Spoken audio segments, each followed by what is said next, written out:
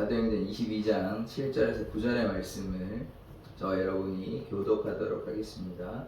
내가 땅에 엎드려져 들으니 소리 있어 이르되 사울아 사울아 내가 왜 나를 박해하느냐 하시거늘 내가 대답하여 주님 누구시니까 하니 이르시되 나는 내가 박해하는 나사렛 예수라 하시더라. 9절 같이 읽겠습니다. 나와 함께 있는 사람들이 빛을 보면서도 나에게 말씀하시는 이의 소리는 듣지 못하더라.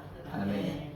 하나님, 우리가 예수님을 따라가는 자 되게 하여 주시고 예수님의 반대하는 자 되지 않게 하여 주시옵소서.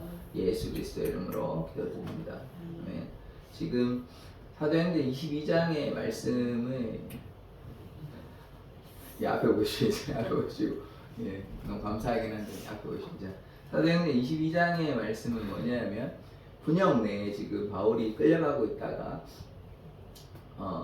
자기가 이제 말 좀 하게 해달라고 허락을 받고 헬라말을 해가지고 또 다소 시민이라고 밝힙니다. 밝혀서 이제 로마 천부장이 이 사람이 그냥 유대인이 아니라 뭐 어떤 교양 있는 사람으로 보여서 말할 수 있는 이제 권리를 허락해서 계단 위에서 자기가 어떻게 회심하게 됐고 어떻게 예수를 믿게 됐는지 이거를 상세히 설명하는 와중에 있습니다. 그래서 본인이 원래는 가말리엘 문화에서 가말리엘이라고 하면 그 당시에 유명한 율법 교사 랍비 중에 뭐 최고라고 봐야 되는 그런 사람인데 그 사람 밑에서 공부를 열심히 했다. 그리고 자기는 율법에 정통한 자이다. 이런 이야기를 하고 있는 것입니다. 그런데 다메섹 도상에서 지금 어떤 일이 생겼습니까? 호련히 빛이 임하였죠. 빛이 임하여가지고 오늘 장면에서 그 장면을 보는데 그래서 이제 예수를 만나게 되는 것입니다. 어제도 말씀드린 것처럼 만약에 예수님께서 직접적으로 바울에게 나타나지 않았다면 아마도 뭐 그럴 가능성을 우리가 볼 수 있는데 어떤 가능성이냐? 바울은 회심하는 게 좀 많이 힘들었을 가능성이 큽니다. 왜냐하면 바울은 어떤 사람이었냐면 예수를 믿는 사람들을 핍박하던 사람이었습니다. 예수를 믿는 데 동참하는 것도 아니고 그냥 가만히 있는 것도 아니고 예수를 믿는 자들을 옥에 잡아가지고 예루살렘 이제 옥에 끌어가가지고 그렇게 해서 어떤 사람들은 죽음에 이르렀을 수도 있습니다. 그리고 실제로 성경에 죽은 사람도 있습니다. 누구냐? 스데반. 어제 말씀드린 것처럼 스데반도 뭐 바울이 직접적으로 끌고 와서 그런 건 아니지만 스데반이 이렇게 죽게 되었죠. 거기에 이제 바울이 일정 부분 책임이 있고 그리고 바울이 이제 그 사람들을 죽이기까지 했다. 이런 말씀을 근거로 봤을 때는 바울이 직접적인 살인을 한 건 아니지만 그 사람들이 어떻게 되냐? 예수를 믿는 자들이 옥에 끌려가서 어떤 사람들은 죽음에 이르렀다. 그래서 그 죽음에 대한 간접적인 책임이 있는 것입니다. 그래서 바울이 이렇게 악한 자였어요. 그러니까 물론 바울의 생각은 예수를 믿는 사람들은 못된 자들이고 이들은 우리 이스라엘 민족에 반항한 자들이고 이 사람은 뭐 반역자라고 생각을 해서 그렇게 했겠지만 하나님의 입장 그리고 예수님의 입장에서 우리가 바울을 보면 굉장히 악한 자고 잘못된 자죠. 그래서 예수님께서 이 은혜와 사랑을 베풀어 주셨기 때문에 이렇게 만나 주셨기 때문에 회심해서 돌아왔었지 그렇지 아니했다면 계속해서 예수님 믿는 자를 지금 유대인들과 같이 지금 바울을 박해하려는 유대인들이 있잖아요. 그러니까 아마 바울은 제자들을 계속해서 박해하고 또 예수님 믿는 사람들을 계속해서 박해했을 가능성이 더 큽니다. 그런데 이제 하나님의 무한하신 은혜도 이렇게 악한 바울도 주님께 돌아오게 된 것이죠. 그래서 이게 큰 은혜인 것입니다. 그래서 어제 말씀드린 것처럼 이렇게 악한 바울도 또 악한 강도도 예수님 만나면 다 구원받을 수 있으니까 주 안에 있으면 누구든지 예수를 믿으면 다 구원받을 수 있다. 이 사실을 우리가 기억하기를 원합니다. 그래서 어제 이제 큰 빛이 비추었는데 오늘 어떻게 이제 장면이 이어지는지 한번 보도록 하겠습니다. 7절에 보시면 내가 땅에 엎드려져 들으니 이 빛이 너무나 이제 큰 빛이 눈이 이제 멍할 정도로 엄청난 빛이 임하니까 이 사람이 뭐랄까요 굉장히 큰 사건 뭐 자연의 신비도 당연히 그렇지만 이 자연의 신비보다 더 큰 하나님이 절대적인 그 압도감이 있잖아요. 하나님이 절대자께서 빛이 이제 너무나 눈부실 정도로 이렇게 빛이 임하니까 평소에 우리가 보는 뭐 햇빛 정도의 수준이 아니잖아요. 그러다 보니까 굉장히 압도당할 수밖에 없거든요. 그러니까 어떻게 됩니까? 사람이 가만히 뭐 이렇게 태연하게 있을 수 있습니까? 아니죠. 이렇게 너무 압도당하니까 어떻게 돼요? 땅에 엎드려지는 거예요. 그러니까 우리가 어떻게 돼야 되냐? 하나님 앞에서 어떤 자 되어야 됩니까? 엎드리는 자, 겸손한 자 되어야 하는 것입니다. 바울이 뭘 알고 한 건 아니지만 절대자 앞에서 인간은 너무나 연약하고 부족하기 때문에 어떤 인간이든 하나님의 앞에서는 뭐 엎드려 줄 수밖에 없는 것이죠. 그러니까 우리가 어떻게 돼? 하나님 앞에 엎드려서 겸손히 주를 따라가는 자 되어야 됩니다. 바울이 이제 엎드렸는데요. 그래서 소리가 있습니다. 소리가 있어서 들으니 소리 있어서 사울아 사울아 내가 왜 나를 박해하느냐. 왜 나를 박해하느냐고 예수님께서 사울에게 직접적으로 소리가 있어 얘기하잖아요. 직접적 이거는 뭐 우리가 소위 이제 하나님의 음성 들었다고 얘기했는데 이건 직접적인 음성입니다. 그러니까 많지 않은 일인데 하나님이 지금 예수님께서 승천하시고 이후잖아요. 지금 살아계실 때 이렇게 바울을 만난 것도 아니고 승천하시고 이후에 이제 하늘에서 바울에게 직접적으로 나타나셔가지고 왜 사울아 사울아 왜 나를 박해하느냐라고 이렇게 물으시는 것이죠. 사실 박해한 게 맞지 않습니까? 예수를 믿는 자를 박해하는 건 또 누구를 박해하는 겁니까? 예수를 박해하는 것이죠. 그래서 왜 예수를 박해하느냐고 그렇게 물으시는 것입니다. 예수님의 이제 절대적인 이 압도감이 지금 바울을 휘감고 있는 것이죠. 그래서 그 빛이 임하고 있는 상황인 것입니다. 자, 8절의 말씀을 보시면 내가 대답하되 주님 누구시니까. 이거 보십시오. 선생님 누구십니까? 안 합니다. 주님 누구십니까? 이 바울의 이 고백을 뭐 고백이라고 볼 수는 없고 바울의 이 표현을 우리가 좀 기억해야 되는데 왜냐하면 주님 누구십니까? 그랬어요. 주님 누구십니까? 이거는 지금 내 앞에 있는 분이 누구신지는 알 수 없는데 뭔가 대단한 영적인 존재이고 혹은 하나님일 수도 있다 이렇게 이해를 하는 거예요. 그러니까 이런 생전 처음 경험한 거잖아요. 한 번도 경험하지 못하고 이렇게 뭐 갑자기 초자연적으로 음성이 들린다. 이거는 뭐 너무나 신비한 경험 아닙니까? 이래서 무언가 절대적인 어떤 존재인가 보다. 이렇게 이제 자기도 모르게 무의식적으로 이렇게 반응한다고 우리가 이렇게 볼 수 있는 것이죠. 그러니까 뭐라고 얘기합니까? 선생님이라고 그러지 않고 그냥 바로 주님이라고 해요. 주님. 그러니까 주님이라고 이렇게 물론 뭐 하나님이라고 절대적으로 인정했다 이렇게 볼 수는 없지만 어쨌든 이런 표현 가운데 볼 수 있는 것은 그냥 선생님이라고 부르지 않고 누구십니까 이렇게 부르지도 않고 주님 누구십니까 했다는 것도 우리가 한번 주목해 볼 필요가 있는 것이죠. 주님 누구시니까 하니 이르시되 나는 내가 박해하는 나사렛 예수라 하시더라. 이제 예수님께서 자기의 신분을 밝히시죠. 바울에게. 그래서 주님이라고 불렀는데 물론 바울이 알고 불렀다고 보기는 힘들지만 어쨌든 절대적인 어떤 누군가라고 이제 상정하고 이렇게 불렀을 것입니다. 그런데 이제 정확하게 밝혀주시죠. 예수님께서 누구냐면 네가 박해하는 나사렛 예수다라고 이제 예수님과 어떻게 됩니까? 직접적으로 만나게 돼요. 성경에 기록되어 있지는 않습니다만 바울은 분명 지나가다 만났든 적어도 최소한 귀로는 들었습니다. 귀로는 나사렛 예수가 누구신지 알아요. 누구신지 아는데 이 예수는 자기가 생각했을 때 좀 잘못된 뭐 랍비 정도고 그리고 하나님의 아들이라고 참칭하는 그러니까 약간 잘못된 자고 율법에 배반하는 자고 지금 바울 입장하고 똑같은 거예요. 그러니까 이런 자라고 생각을 했기 때문에 뭐 십자가에 달리든 말든 뭐 그냥 뭐 아무 생각이 없는 거예요. 그리고 십자가에 달린 게 어쩌면 더 당연하다고 생각했을지도 모르겠습니다. 그러니까 대제사장의 공문을 받아가지고 지금 뭐 하고 있습니까? 구속영장 같은 거죠. 그래서 체포영장 같은 건데 그거 받아가지고 남자들 다 끌어다가 예루살렘에 압송하려는 이 일을 하고 있잖아요. 그래서 뭐 종교경찰이라고 할까요? 지금 뭐 이슬람이 그런 거 있는데 그런 거가 지금 유사한 일을 하고 있지 않습니까? 그러니까 예수에 대해서 호의적이지 않습니다. 그전에는. 그런데 갑자기 지금 다메섹 도상에서, 심지어 다메섹도 왜 갔냐면 놀러 간 건 아니고 예수님 믿는 남녀를 끌고 가려고 이렇게 갔는데 어떻게 했습니까? 빛이 임해가지고 왜 나를 박해하느냐, 내가 예수다라고 밝혀주십니다. 지금 예수님을 대면하게 되는 것이죠. 그전에는 뭐 지나쳤을 가능성이 있을지도 모르겠습니다. 성경에 나와 있지는 않습니다. 그런데 왜냐하면 왜 제가 이렇게 얘기하냐, 같은 동시대 사람입니다.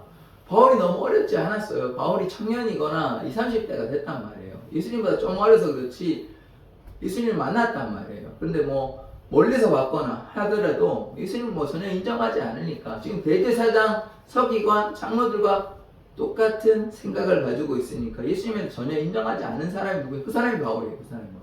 그리고 그 전에 뭐 사울이라는 이름을 썼는데 사울은 요청했다. 그 사울은 구약의 사울만 있죠. 그 똑같은 이름입니다. 그리고 바울은 작은 자라는 뜻이에요. 그런데 이름이 바뀐 게 아니고요. 사울은 히브리어고 그 다음에 바울은 헬라어입니다. 그래서 이게 뭐 이름 바뀌었다 이렇게 이해하시면 안 되고, 뭐 의도적으로 바울 작은 자라 말을 쓰는 게 뭐 더 은혜가 됐겠지만 이름을 바꾸지는 않았습니다. 사울이나 바울이나 같은 이제 헬라어 히브리어 차이, 히브리어 헬라어 이런 차이인 거예요. 그래서 뭐 내용 뜻은 좀 다르긴 하지만, 그래서 사울아 왜 나를 박해하느냐 해가지고 예수님 만나게 되는 사건이 있었죠. 그 다음에 어떻게 됩니까? 9절의 말씀 보시면 나와 함께 있는 사람들이 빛은 보면서도 나에게 말씀하시니 이에 소리는 듣지 못하더라. 지금 22장의 말씀에 9절에 어떻게 표현되어 있냐면 빛은 보는데 소리는 듣지 못한다 되어 있거든요. 그런데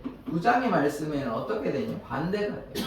소리는 듣는데 빛은 보지 못해요. 근데 여기에서 왜 그러면 기술이 다르냐, 우리가 여기에 또 주목하면 조금 이게 복잡해지거든요. 근데 그걸 보기보다는 우리가 어떻게 이해하면 좋으냐면 이러한 사건이 있었다. 예수님께서 바울을 만났다는 사건이 중요한 것이지, 빛이 나타나는데 소리를 못 들었다, 혹은 소리를 나는데 빛은 못 봤다, 이게 중요한 것은 아닙니다. 어쨌든 바울에게서는 빛도 있었고요, 소리도 있었습니다. 바울에게 있어서는 사람들이 뭘 봤건 이거는 좀 중요한 문제는 아니기 때문에 우리가 이제 성경을 이해할 때는 좀 종합적으로 이해할 필요가 있습니다. 왜냐하면 지금도 보시는 것처럼 사도행전 9장과 22장의 기술이 조금 다릅니다. 설명하는 방식이 조금 달라요. 그런데 그게 뭐 그렇게 중요한 부분은 아니고, 어쨌든 바울에게는 예수님의 빛도 임했고 소리도 임했고 음성도 말씀하셨기 때문에 그게 별 차이가 없는 것이기 때문에 그 사건에 주목했으면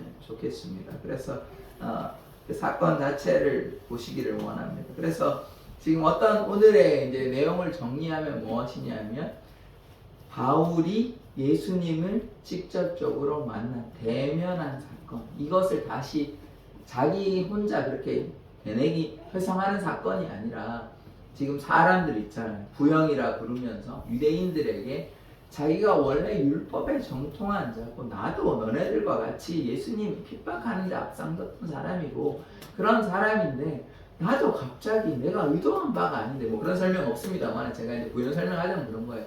나도 모르게 나도 갑자기 다메섹에서 예수님 만난 거야. 그래서 내가 예수님 믿게 됐다, 이런 설명하게 되는 것입니다. 그러니까 바울이 이게 자기가 의도하지 않았어요. 하나님의 놀라우신 은혜로 이렇게 되는 것이죠. 우리도 마찬가지입니다. 우리가 뭐 선택해서 예수님 믿는다, 뭐 선택이 아예 없다, 자유의지가 없다, 이렇게 볼 수는 없지만, 우리의 선택보다, 우리의 자유의지보다 더 중요한 것은 무엇입니까? 하나님의 은혜예요. 하나님께서 우리를 상세전에 우리를 택하시지 않거나 우리를 정하시지 않았다면 우리가 뭐 아무리 선택한다고 소용이 없어요. 박수가요, 뭐 혼자 칠 수 있습니까? 혼자 아무리 뭐 내가 열심히 했으니까 나 혼자 이렇게 박수 친다고 하면 뭐 이게 소리가 납니까? 안 나죠. 하나님의 은혜가 먼저 있었기 때문에 그 바탕 위에 우리가 선택했다는 게 의미가 있는 거지, 하나님께서 우리를 택하시지 않았다면 우리가 뭐 아무리 예수님 택하고 한다 해도 구원받을 수 없습니다. 왜냐하면 하나님께서 우리를 택하시지 않으셨는데 뭐 구원이 어디 있습니까? 그게 아무 의미가 없는 거예요, 우리가 한다는 게. 그러니까 뭐가 더 중요하냐, 하나님의 사랑, 하나님의 은혜로 우리를 불러주셨고 택하여 주셨기 때문에 거기에 우리가 반응하는 거예요. 거기에 우리가 하나님의 은혜에 감사해서 믿게 돼서 그게 그러니까 우리의 선택이 아니죠. 다르게 얘기하면 하나님의 선물이죠. 우리가 택한 것처럼 보이긴 하지만 그러나 하나님의 은혜 때문에 우리가 택하게 된 것이지 하나님의 은혜가 없으면 뭐 우리가 택하는 게 무엇이 그렇게 중요한 것입니까?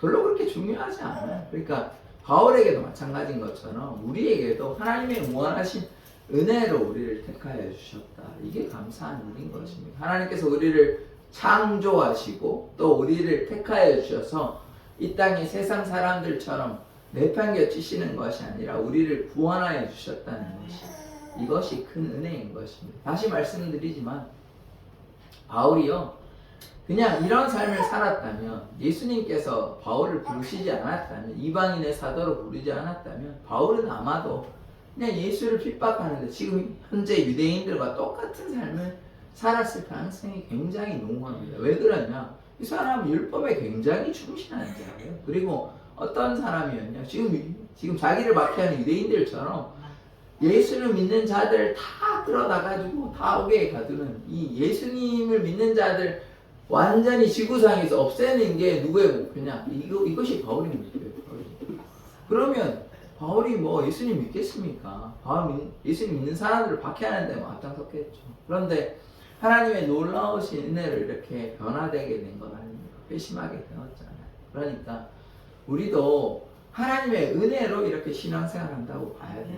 우리가 뭐 열심을 가지고 물론 뭐 제가 뭐 이 교회에 나와서 여러분들이 이렇게 기도하는 것이 열심이 없다 이런 뜻이 결코 아니라 저도 마찬가지고 이 세상에 저는 뭐 누구를 특정해서 얘기하는 게 아닙니다. 이 세상에 뭐 누구든 예수를 믿는 아무든 어떤 사람이든 자기의 열심을 가지고 신앙생활 한다 이렇게 얘기하면 물론 뭐 그 표현을 제가 다 뭐 아니다라고 얘기할 수는 없지만 그러나 우리가 잘 이해를 해보면 그것은 뭐 그렇게 중요하지 않고 그건 중요한 게 아니고 하나님의 무한하신 은혜로 우리를 불러주셔서 우리는 또 거기에 감사해서 구원해 주심에 감사하고 우리를 돌보아 주심에 감사해서 우리가 이렇게 나와서 예배한다 기도한다 이렇게 보는 것이 또 바람직한 신앙인의 모습인 것입니다. 그렇지 아니하고 내가 이런 걸 했습니다. 내가 저런 걸 했습니다. 그러면 다 내가 나오는 것이지 뭐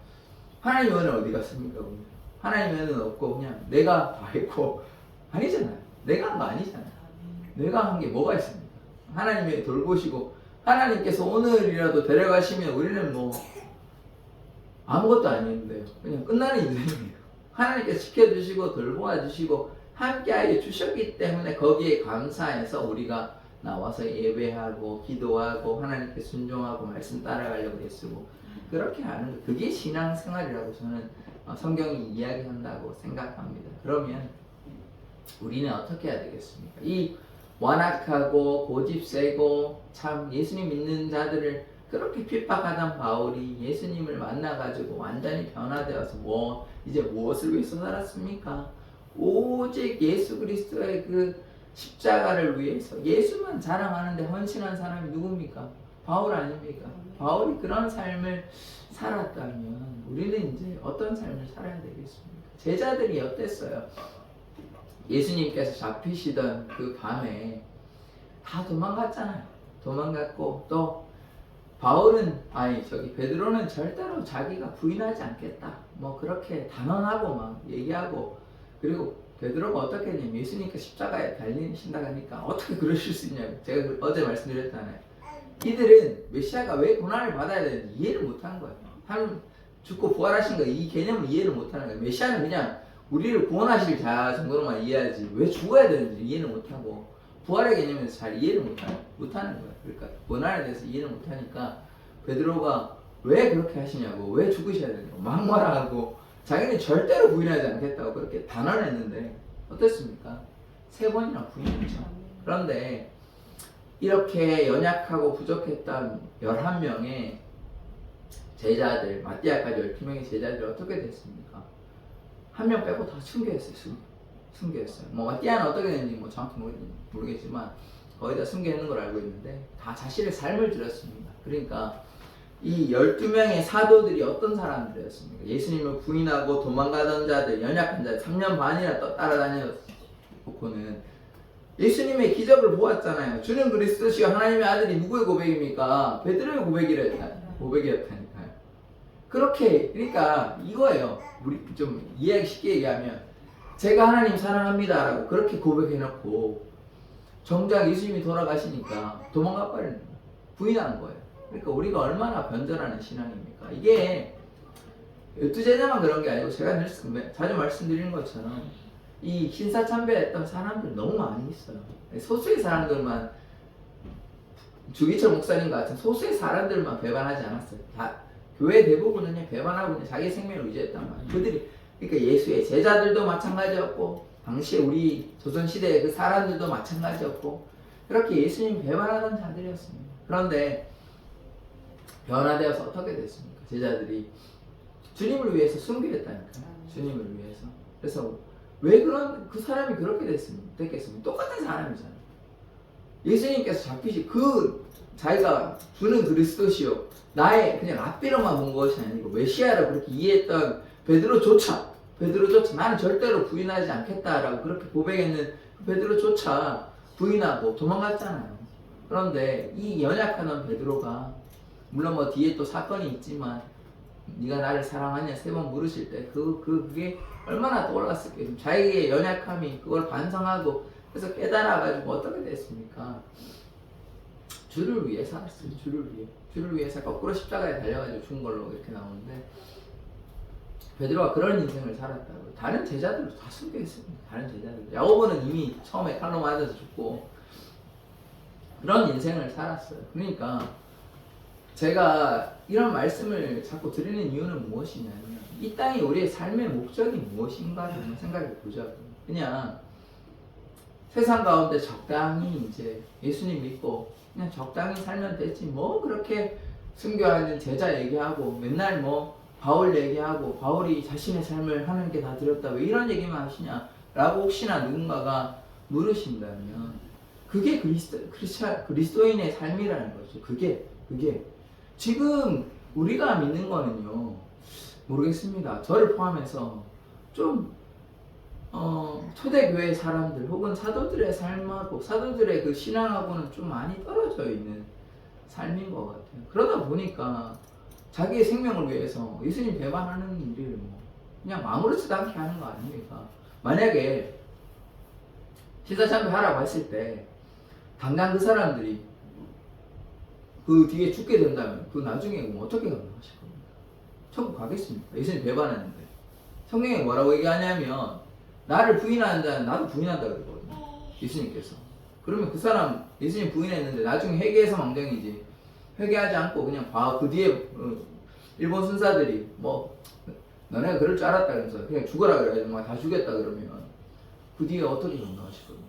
그 뒤에 지금 상황을 모면하려고 그랬는데 만약에 그 뒤에 사건이 죽음으로 끝나는 사건이라면 이거는 현실에서 죽고 그 뒤에도 영생이 아니고 영벌로 가게 될 텐데 그렇게 되면 예수님 부인했잖아요. 거기에 어떻게 구원이 있습니까? 그러니까 그런 걸 우리가 잘 고민해 봐야 된다니까요. 우리가 타협하는 신앙이 되어서는 안 되는 것입니다. 마태복음 7장에 어마어마한 무시무시한 경고가 있어요. 나더러 주여 주여 하는 자마다 다 하나님의 나라에 들어갈 것이 아니라고 분명히 말씀은 경고하고 있습니다. 그런데 아니 우리가 그런 게 아니지 뭐 다 예수를 주라 고백하면 주의 이름을 부르는 자마다 다 구원을 받는다고 얘기하지만 그게 아니잖아요. 입술로만 그냥 예수님 믿는다고 구원 받는다 그러면 뭐 다 구원 받죠. 뭐 그게 뭐가 어렵습니까? 그게 아니잖아요. 그게 아니다고 성경이 얘기하고 있는 것은 전혀 그렇지 않습니다. 우리가 성경을 전체적으로 봐야 된다고 말씀을 드렸잖아요. 그렇다면 우리가 어떠한 신앙을 가져야 하는지 우리가 고민해 보아야 됩니다. 저는 좀 걱정이 됩니다. 물론 구원은 제 소관은 아닙니다. 제가 또 이렇게 뭐 어떻게 얘기할 수 있는 건 아니지만 그러나 우리가 안이한 선택을 하고 안일한 신앙생활을 하면 나중에 우리가 생각지 못하게 우리는 천국에 가고 예수님과 영생을 얻고 구원을 받는다 생각했는데 그렇게 신앙생활 했는데 그렇지 않을 수도 있다는 것을 우리가 경계해야 됩니다. 그렇지 않으려면 어떻게 해야 됩니까? 매일 주님과 동행하면 돼요. 주님의 은혜 가운데 거하면 돼요. 타협하지 않으면 돼요. 그렇게 어렵지 않잖아요. 그런데 보십시오. 교회가요, 만약에 타협해가지고 이것도 좋고 저것도 좋다 이렇게 해가지고 변질된 그런 신앙생활을 한다면 왜 예수님께서 바리새인과 사두개인에게 회칠할 무덤이다, 위선자다, 그리고 심지어는 이게 참 안 좋은 말인데 독사의 자식이라고 얘기했는지 한번 생각해 보시기를 원합니다. 그들이 율법을 따라갔잖아요. 그런데 그들은 말만 그러고 행위는 없다 라고 지적하지 않았습니까, 예수님? 그러면 제가 뭐 좀 지나친지는 모르겠는데 저를 포함해서 지금 현재 교인들이 이 말에 자유로울 수 있는 사람이 누가 있는지 한번 생각해 보십시오. 우리는 위선자가 아닌지, 우리는 하나님 앞에 진실된 신앙생활을 하고 있는지, 우리는 그냥 율법적인 신앙생활을 하고 있는지 아닌지를 한번 고민해 봐야 됩니다. 이건 제가 누군가를 혹시나 오해하실까 말씀드리는 건데 누군가를 뭐 괴롭히거나 협박하거나 뭐 저주하려는 생각 전혀 없습니다. 저는 그럴 생각 전혀 없습니다. 다만 그러면 왜 제가 이런 얘기를 하냐? 성경이 그런 이야기를 하고 있기 때문에 예수님께서 그럼 왜 복 받는 얘기만 하면 저도 편하죠. 아이 뭐 여러분 뭐 어때도 괜찮습니다. 다 하나님께서 여러분 사랑하시니까 복 주십니다. 그 반쪽짜리 복음 아닙니까? 반쪽짜리 복음 아닌가요? 그럼 예수님은 왜 그러면 바리새인과 사두개인에게 독사의 자식이라 그러고 위선자라고 얘기하셨습니까? 자기들은 나름대로 율법을 지키면서 애를 쓴 사람들인데 왜 그렇게 얘기하셨냐고요. 그러니까 우리가 타협하고 위선적인 신앙생활 하면 안 됩니다. 하나님 앞에 정직하고 바른 신앙 하시기를 원합니다. 왜냐하면요, 우리는 사람은 속일 수 있습니다. 사람은요, 바리새인과 사두개인처럼 사람은 속일 수 있어요. 우리가 막 율법을 열심히 하고 신앙생활 있는 것처럼 사람들에게 보일 수 있어요. 그런데 하나님께서는 뭘 보십니까? 우리의 마음의 중심을 보십니다. 우리 하나님 못 속여요. 사람들 보기에는 내가 누구고 장로고 목사고 이렇게 사람들 보기에는 이렇게 보일 수 있는데 하나님은 다 아십니다. 그 어떤 마음을 가지고 있는지. 그러니까 제가 겉으로 보여지는 모습이 중요한 게 아니에요. 하나님은 저희의 마음에, 여러분의 마음의 중심을 보시기 때문에 그래서 그런 하나님 앞에서 우리가 정직한 신앙생활 하기를 원합니다. 그러할 때 그 사람에게 하나님의 마음을 베풀어 주시고 그것이 참된 그리스도인이고 그것이 하나님과 동행하는 것이지 그렇지 아니하고 세상 가운데 거하면서 적당히 타협해가지고 이것도 하고 저것도 하고 뭐 괜찮지 뭐 어때 그냥 그거 해도 돼 라고 다 할 건 다 하고 그 다음에 예배 나와가지고는 이거 한다 그리고 또 회개도 하지 않는다 그러면 좀 그렇지 않습니까? 잘못된 신앙 아닙니까? 제가 이거 뭐 억지로 지어내서 얘기하는 게 얘기가 아니잖아요. 그것이 성경적인 이야기라니까요. 참된 신앙 이야기는 새 속에 물들지 마라. 참된 경건은 고아와 과부를 돌보는 것이다. 돈을 사랑하지 마라. 욕심 부리지 말라. 성경에서 얼마나 세상을 따라가지 말고 하늘에 소망을 두고 하나님을 향해서 심지어 극단적인 예도 있지 않습니까? 거지 나사로 있잖아요. 나사로는 세상 가운데 비참한 삶을 살았지만 영생을 누리는 자고 부자는 이 땅의 부귀영화 다 누렸는데 천국 못 갔다니까. 그러니까 물론 그건 극단적인 예지만 하나님 믿는다고 뭐 다 거지 나사로 되는 건 아니에요.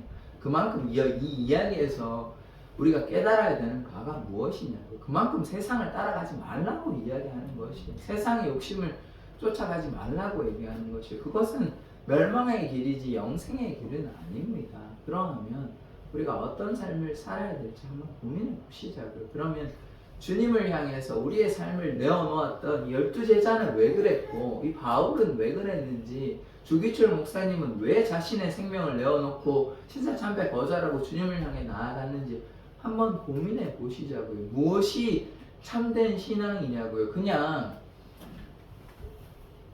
뭐 예배당에 나와서 화려하게 뭐 그렇게 예배하는 거 물론 하나님께서 기뻐하실 수도 있겠지만 그것이 진정한 예배일까요? 왜 성탄절이 다가오는데 왜 예수님은 그렇게 동물들 축사 있는 데서 그 돌 구유에 태어나셨는지 한번 생각해 보시죠. 전능하신 하나님께서 굳이 낮고 낮은 모습으로 그렇게 오셨는지 우리가 고민해 보자면 우리의 신앙의 방향이 어디로 가야 되는지 우리가 잘 고민하기를 원합니다. 그냥 잘 먹고 잘 살고 하나님께 주시는 복이 복누리고 그런 삶이 바람직한 삶이다 라고만 생각한다면 고난 시대참배 거절해라 뭐 주님을 위해 살아라 이런 직접적인 경고가 우리 앞에 직접적인 위기 상황이 우리 앞에 다가오면 우리는 아마 예수님을 믿는 제자들과 같이 혹은 일제시대에 신사참배 그냥 했던 사람들과 같이 그렇게 할지도 모릅니다. 그렇게 할지도 모릅니다. 종말이 다가오고 있어요. 지금 우리 생에 올지 아니면 그 나중에 올지는 알 수가 없으나 그렇게 올 때 고난 올 때 우리는 부인하고 매매를 위해서 그냥 주님을 부인하고 그냥 세상에 협조해서 세상 따라 세상 풍조 따라 살아갈 것입니까? 우리가 잘 고민해 봐야 됩니까? 그러니까 제가 여러분에게 뭐 이렇게 그런 안 좋게 얘기하려고 하는 것이 아니라 무엇이 참된 길인지를 우리가 잘 고민해 보시고 그렇게 해서 주님을 향해 믿음으로 나아가는 자 되기를 원합니다. 그러할 때 바울과 같이 혹은 12제자와 같이 주님을 향해서 살아갈 수 있어요. 그런 확고한 믿음, 십자가의 도에 대한 확고한 믿음, 예수님에 대한 그 온전한 믿음이 없으면 우리는 또 여전히 그냥 세상과 타협하는 뭐 이것도 좋지 뭐 적당히 해도 되지 교회가 뭐 그런 곳이지 뭐 그렇게 유별나게 뭐 순교자도 아니고 그렇게 하냐고 그렇게 그냥 그런 인생 살다가 끝나는 거예요. 그렇게 그냥 적당히 그냥 모르겠습니다. 그게 바람직한 신앙생활인지 저는 잘 모르겠습니다. 저도 지금 저한테도 하는 얘기입니다. 저도 뭐 적당히 타협해서 신앙생활하고 있는지 아닌지 그러니까 그런 신앙생활이 아니라 주님을 향해 헌신하는 삶을 살아가기를 원합니다. 기도하겠습니다.